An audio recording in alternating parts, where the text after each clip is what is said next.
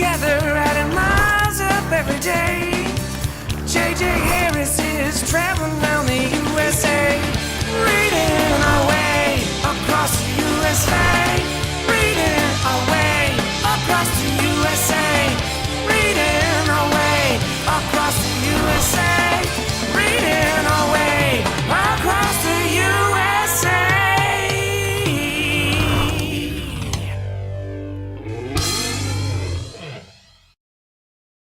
Good morning, Tigers. Miss Molina here.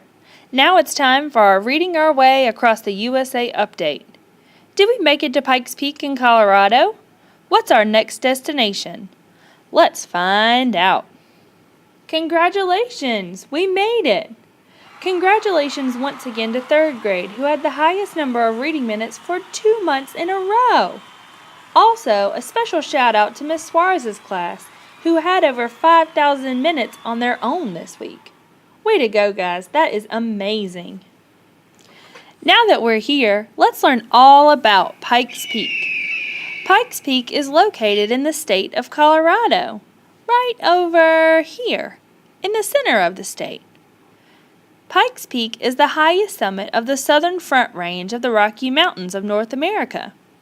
This is why it's often called America's Mountain.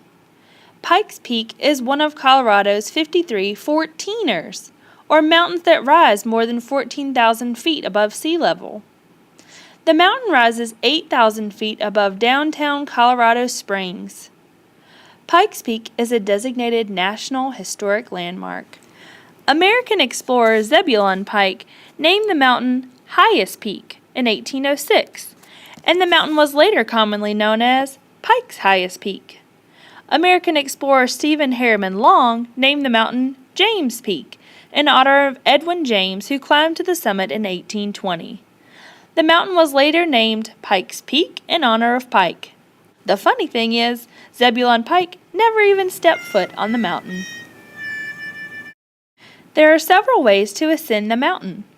The Manitou and Pikes Peak Railway is a cog railroad operating from Manitou Springs to the summit year-round, conditions permitting. Cars can be driven to the summit via the Pikes Peak Highway, a 19-mile road that starts a few miles up Ute Pass at Cascade. The most popular hiking route to the top is called Bar Trail, which approaches the summit from the east. The trailhead is just past the Cog Railway Depot in Manitou Springs. Visitors can walk, hike, or bike the trail. Although the Bar Trail is rated only a Class 1, it is a long and arduous hike with nearly 8,000 feet of elevation gain and a 13-mile trip one way. Once you reach the summit, you will likely be starving, and you'll be in luck. Pikes Peak is one of the only mountains with gift shops and restaurants on its summit. One of the most popular treats is a high-elevation donut. Yum!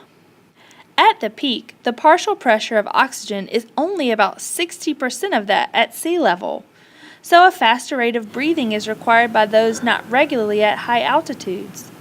Altitude sickness can develop in people who are sensitive or who overexert themselves. Because of the lower pressure, water boils at 85.5 degrees Celsius, making those donuts a pretty impressive feat. If you have any more questions about what it's like on Pikes Peak, you can just ask Miss Parker from Pre-K. She's been there and said that it was so cold at the top, not even her jacket kept her warm. Well, that's all for this week. Remember to read, read, read. Tell your friends we can't do it without them. Next week, we're headed to Yellowstone Park in Wyoming. We will need to travel 649 miles to get there by next Monday. I know you can do it. And remember, you can check out where we've been and where we are right now, right outside the library. See you next week.